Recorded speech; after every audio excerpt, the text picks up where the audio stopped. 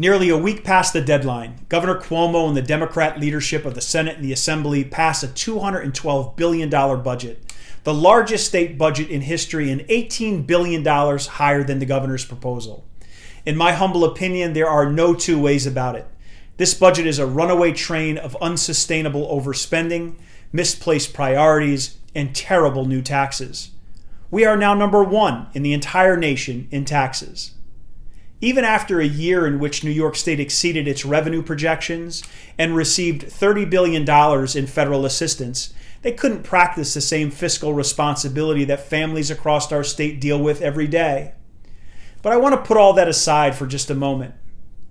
Democrats in charge of state government gave out $2 billion in taxpayer money to illegal immigrants, undocumented New Yorkers, and convicted felons.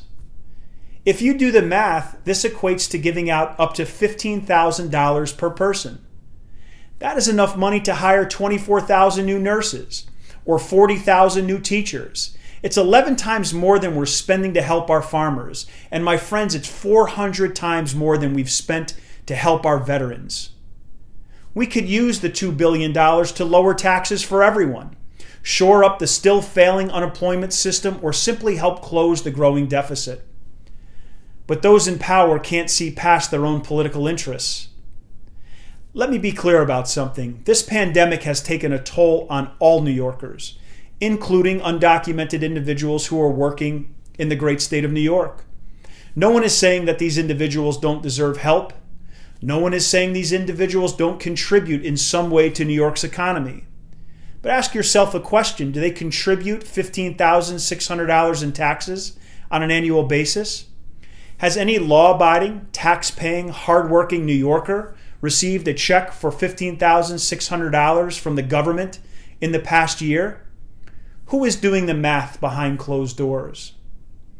Even California came up with a plan to send a maximum of $1,000 to illegal immigrant households. We are part of a diverse and culturally rich state. We have people with long family histories, cultures, and ethnicities that can be traced across our globe. We encourage and we celebrate diversity. We, of course, want more people to be able to legally participate in the American dream. But what kind of motivation is there for anyone to pursue legal citizenship status when you have a state government handing out $15,000 to anyone who asks?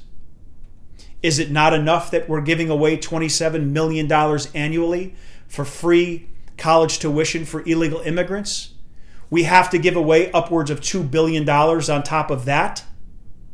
Again, have those in power even considered how they could help our hardworking, law-abiding, tax-paying citizens who are struggling day in and day out across New York? Is it too much to ask for relief for our small businesses and for our middle-class families?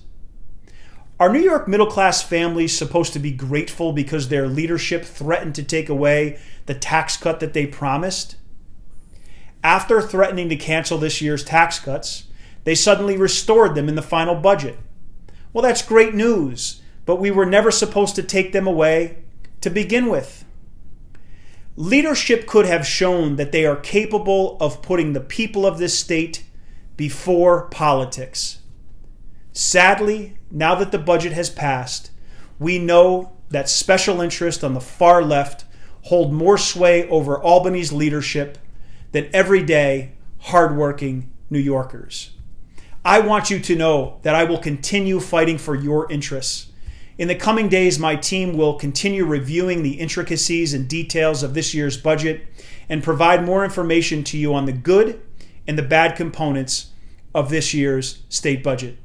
Until then, thank you, take care, and God bless.